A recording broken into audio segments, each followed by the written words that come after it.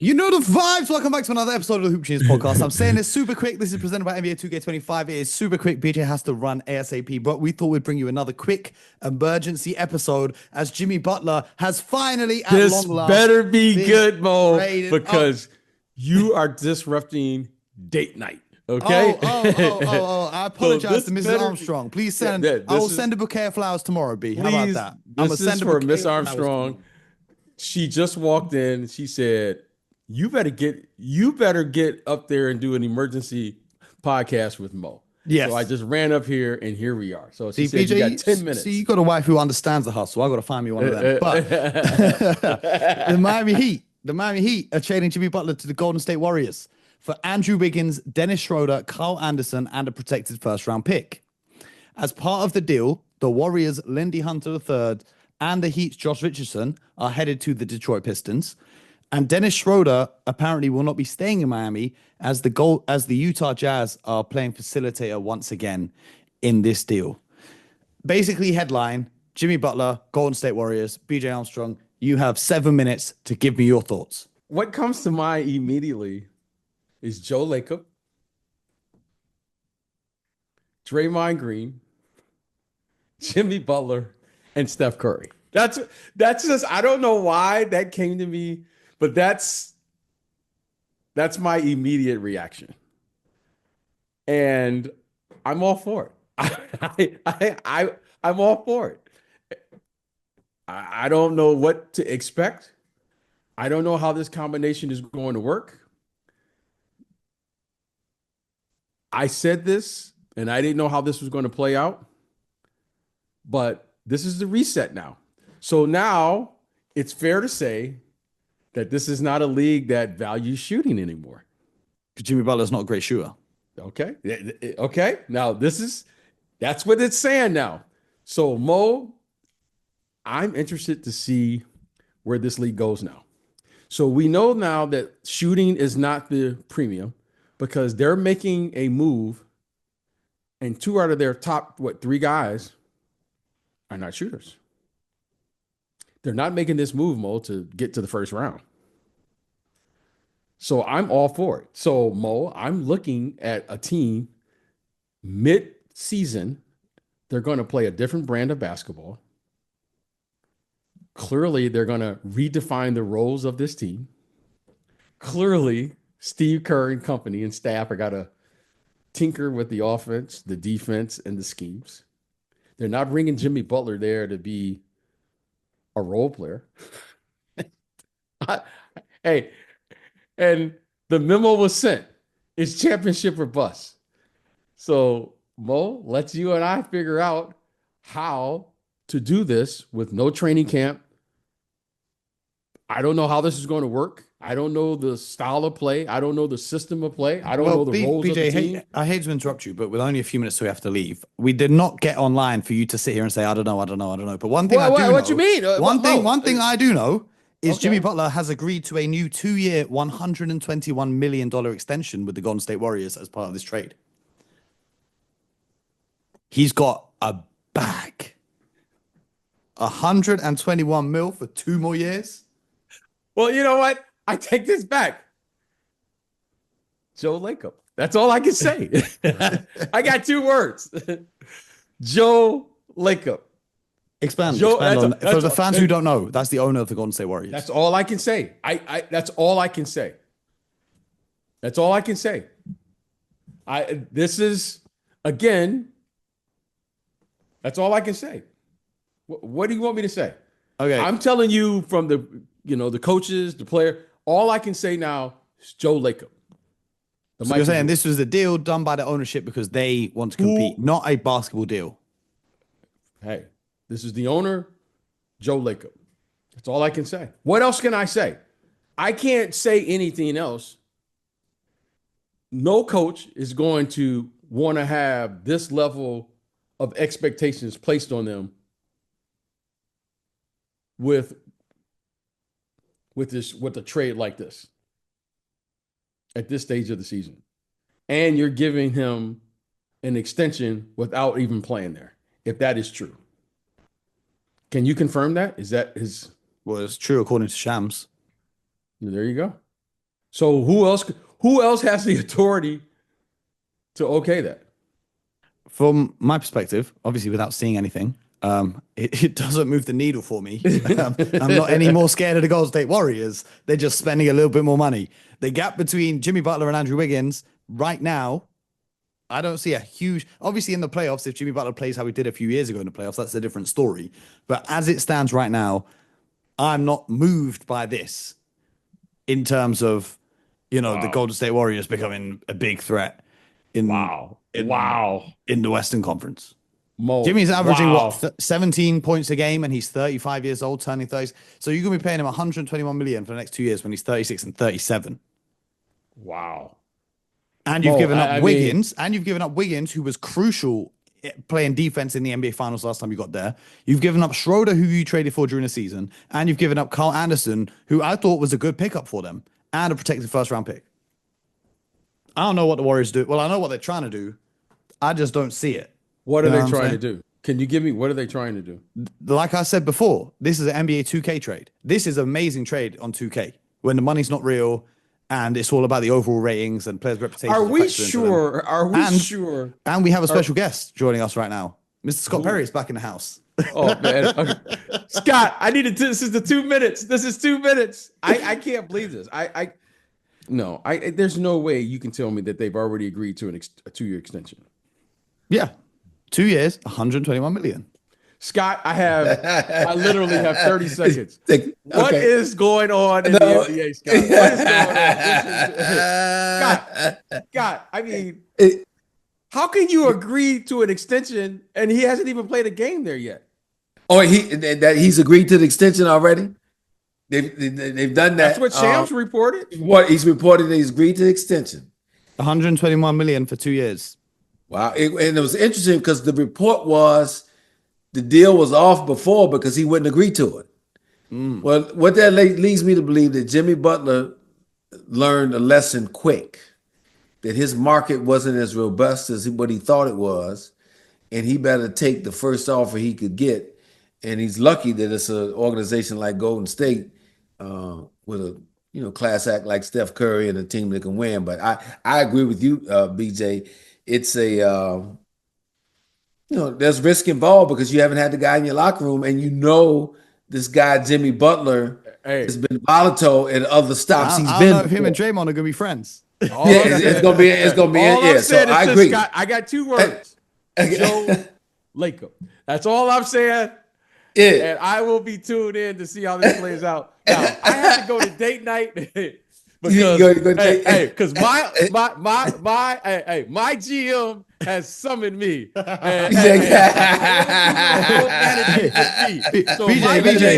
you better buy into your role into the culture before you get on the trade block too. I bought into the role, and I know my role. Is to show up, and that's my role. So, BJ, you got to show up. You got to make sure your team option gets picked up. Exactly.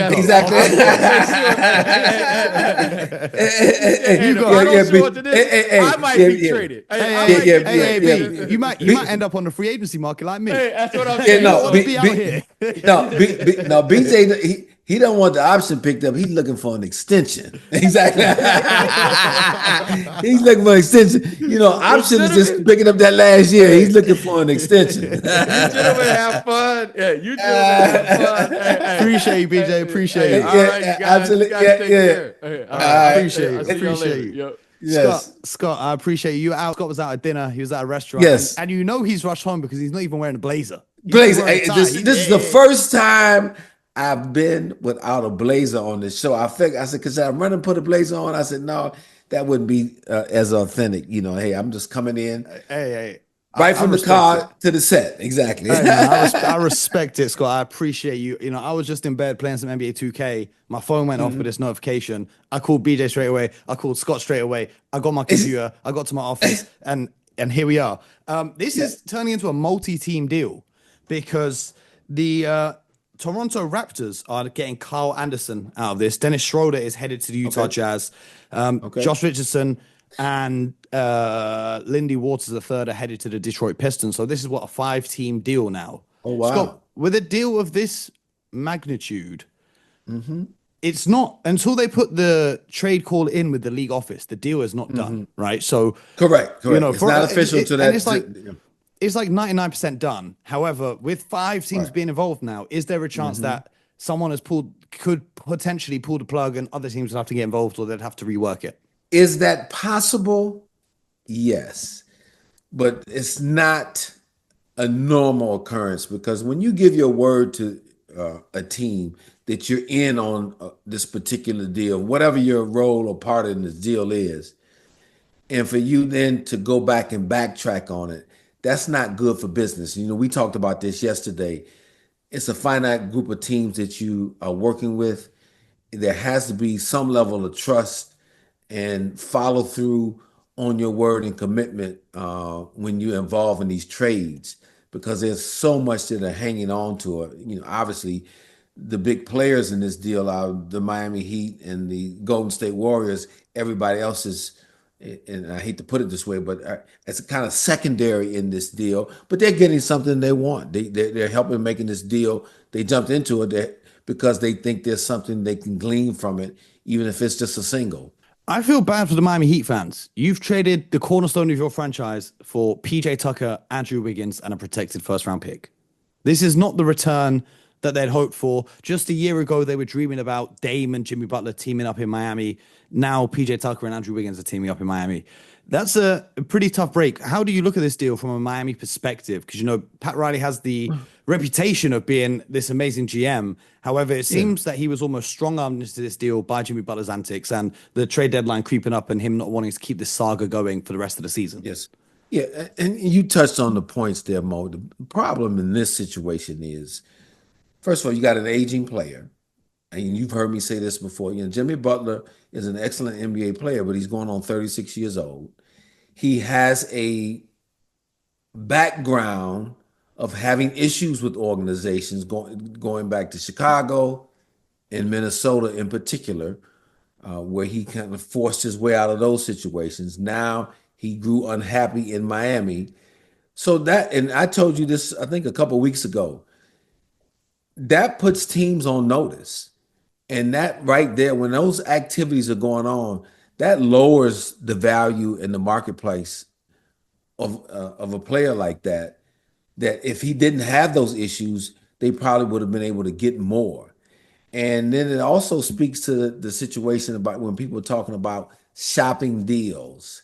See, when you get in that position where it's known that you're having to move a player and shop a player, or you're motivated to do it because he's unhappy, you're going to get a lesser offer. So I'm sure with Miami, what you got to trust in Pat Riley and that group is they got the very best that they felt that he could get at this juncture. They wanted to get rid of the circus atmosphere right now, get off of all of the drama, move forward to this year. You know, Andrew Wiggins is a solid professional player. No, he has not as accomplished as Jimmy Butler, but it also sets him up. And but I think Andrew has some money in 26, 27, because I know Miami, one of the things they wanted to be able to do is have some cap space come the summer of 26, because people anticipate that being Yeah, a he fairly has robust free agent year. this year and then 2 years left on his contract as a player option in the final year. Next year he's owed Yes. 28 million and it's a $30 million player option, which he'll be 31 by then. He might turn that down and try and get a longer term deal on the market. And he'll still have value around the league too. So Miami, you know, depending upon how it works out for him in Miami, you know, he becomes a player on a shorter deal that you could utilize to improve your roster that way. Yeah, the pick sent out by the Warriors to the Heat is top 10 protected. And if I believe it's top 10 protected, and then if it doesn't convey, it's also top 10 protected in 2026. And if it doesn't convey, then it will be an unprotected 2027 first round pick, which could prove to be pretty valuable. Oh, absolutely. There's no question about it. No, so they got a very solid pick back. I mean, like I said, when you weigh the whole deal, you get, because look, Jimmy Butler has not been really contributing to the Miami Heat this season. No, not at all. So So you're getting that out of the door now. It has nothing to do with what he had done in the past. And I know he did very well here in Miami, and I'm sure Miami's appreciative of it. The community is appreciative of it. But for whatever the reason, the relationship broke down. You move on. You move uh, on from Jimmy. Let Jimmy go ahead and continue his career and his life somewhere else. So now he goes to Golden State. He can pick up those pieces there. And if you're Miami, getting PJ Tucker and and so they're not holding on to either Schroeder or No, Schroeder goes to the Jazz, Anderson goes to the Raptors, so they're Lindy just getting Wars and Josh Richardson to the Pistons. so they're getting PJ and Wiggins. So what Yeah, you get in and a pick. those two guys? Look, Wiggins has a championship under his belt. PJ Tucker has an immense amount. PJ Tucker did he? He's I played can't for the Heat remember. before. He played. I know. He's played for the Heat before, but he has an immense amount of playoff experience. So you're gonna get two guys who are veteran who are gonna come play hard every night.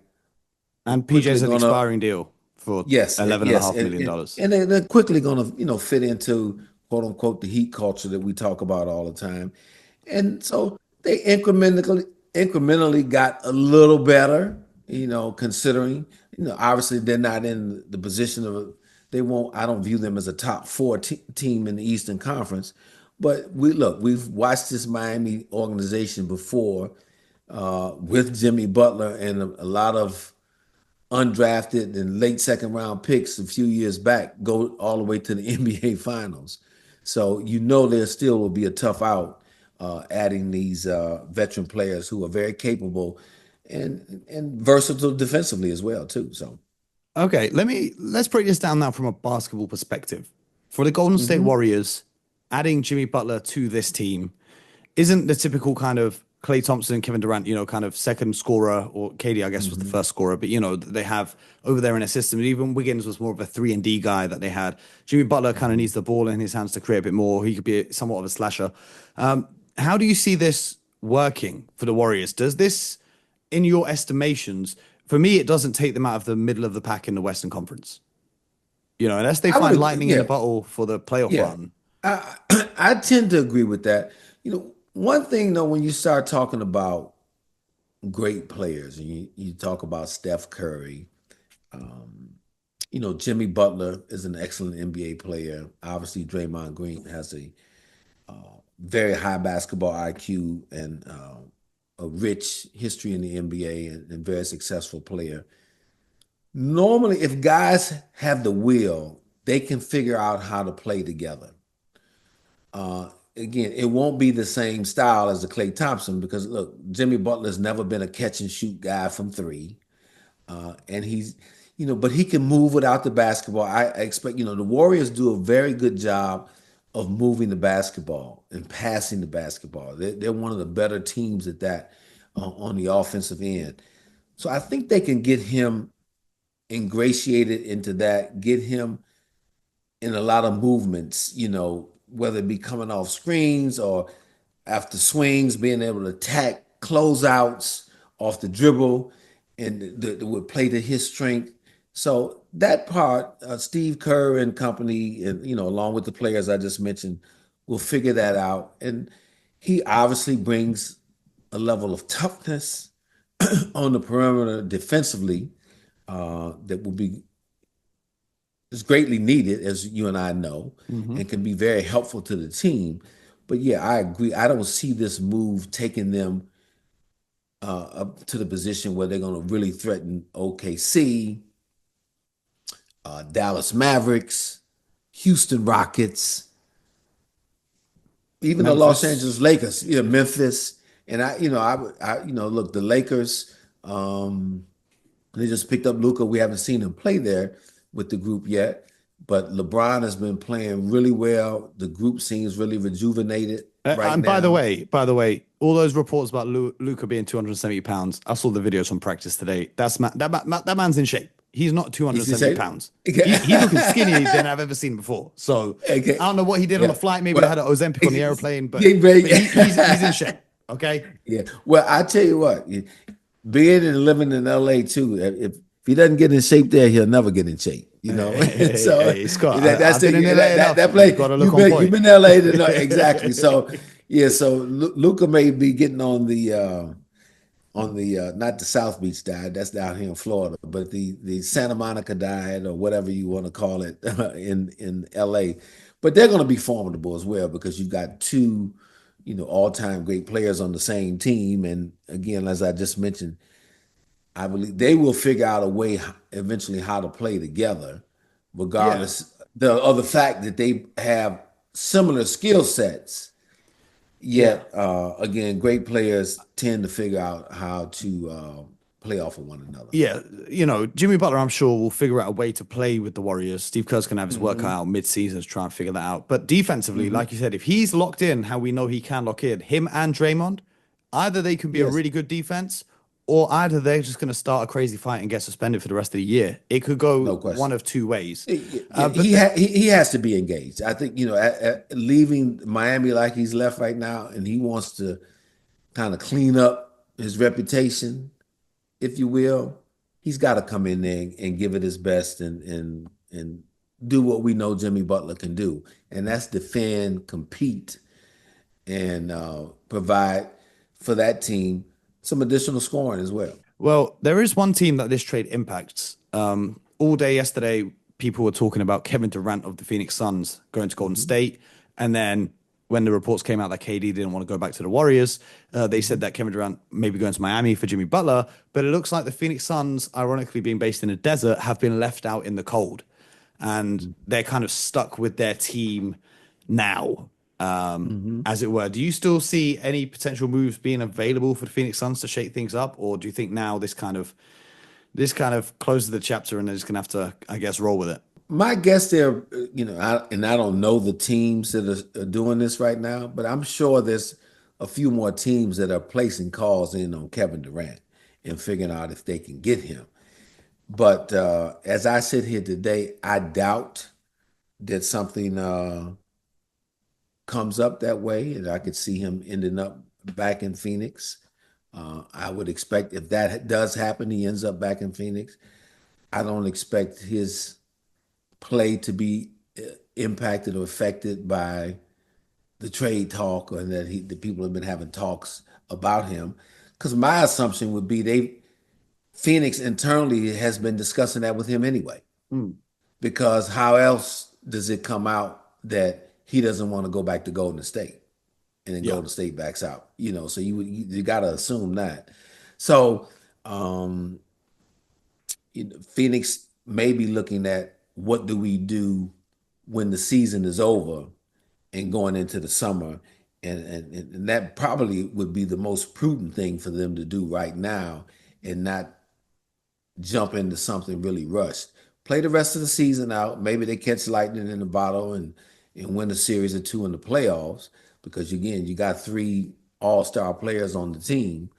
And if you don't, then you go into the off season where you really have time to figure out a good place for him and what you can add to your roster. And when the summer comes around, maybe Bradley Beal softens his stance in terms of exercising his ability to waive the no trade clause in his contract. So You know what I find crazy? It's the NBA trade deadline, yet the best deal Pat Riley made this week was selling his trademarks to the NFL because he owned the trademark for 3P.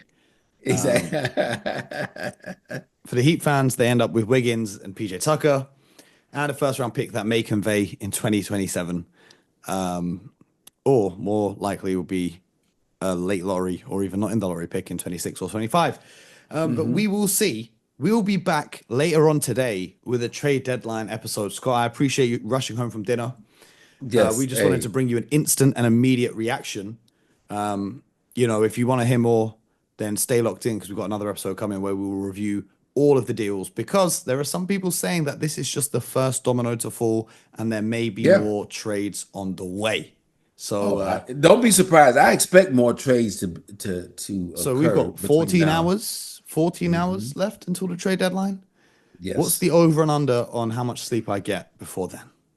Mo, you probably in the next 3 hours, there probably will be another trade. Now, I don't know how big that will be, but I just, goes back to my time working in front offices for 24 years. A night like tonight, I probably was going to bed the earliest 2 a.m. That was the earliest. And you're keeping your phone right Probably next 3 to you. And exactly. That would be the earliest 2 a.m., but more likely 3 or 4, and then you're back up at 7 a.m. the next day because the deadline's at 3 p.m. Eastern. So not a lot of sleep going on at this time. And it obviously depends on how far down the road you may be with the deal.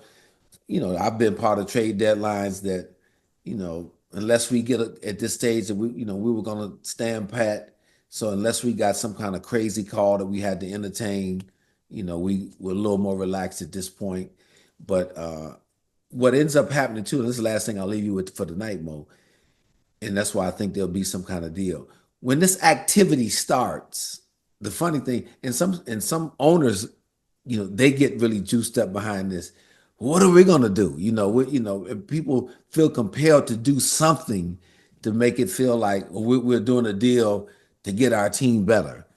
And sometimes it's just not something good enough or available for you to do, but because everybody else is doing something, you feel compelled that we got to do, either it's a small deal to get a second round pick or swap picks or something like that, so that we're working and keeping busy during the trade deadline. And I think it's interesting for some owners because, if the owners are more casual fans, they might see Jimmy Butler join the Warriors and think it's a huge earth-shattering move that makes the Warriors the favorites in the West. But going back to the question I asked you originally about this deal potentially falling through, the Toronto portion of this deal has now fallen through. Miami is working on a resolution with Carl Anderson. He could stay or still be moved to another team that could get involved in this. Do you see them continuing to work out this deal right up until the deadline, or will they try and close this ASAP? Oh, you want to try to close it ASAP because you don't want something hanging out there that, that would cause this thing to cave in. But the fact that if Miami can take Kyle Anderson and is willing to take Kyle Anderson in the deal, and the deal still works, because I haven't been able to look at it on my little trade machine and all, but assuming that works, then I believe it'll go through. There must be a reason why Miami would prefer to have Kyle Anderson go elsewhere. I'm sure it's more cap purposes and not just having his salary on board. What is Kyle Anderson? I don't have, and I apologize because I'm just running in from dinner. Don't have his salary in front of me. You do not need to apologize for that, Scott. Exactly. He's making what, 9 million, 10 million? Let me put it. Okay. He's making 8.8 million this season, 9 million next season, and 9.5 million the season after. Yeah. No team so or they, player option. Yeah. So they're already figuring that, they may have to hold on to Andrew Wiggins in his contract going out that same length of time. So that extra 10 million makes a difference, on your books, essentially. So I'm sure Carl Anderson, on the contract he's on, there are a lot of teams that would even trade for him in a separate transaction. I agree with that. I would agree with that. I don't know what his number does to Miami in terms of a tax situation. I haven't looked at that as well. I don't think that they're in danger of being in luxury tax. And there's no, with these deals that get made, there is no restriction. Sometimes deals get made with players, when they sign as free agents or whatever, they can't be traded for a certain amount of time. But these trade deadline deals, transfer deadlines for the football over here, trade deadline deals, these players can still be flipped and sent elsewhere. Absolutely. Right up to the deadline. I remember the year the Celtics got Isaiah Thomas at the deadline, there was like Austin Rivers and Jameer Nelson and Mark Staunton and 101 different guys got traded to the Celtics and somewhere else and then somewhere else and then somewhere else. So stay locked in, guys. Subscribe to the show, YouTube, Spotify, Apple, wherever you get your podcast from. We're bringing you instant reactions. I interrupted these two gentlemen's evenings to bring you this. Scott, I speak on behalf of all of our listeners when I say we appreciate you greatly. Oh, man, I appreciate being on here with you, Mo, and I appreciate all the listeners.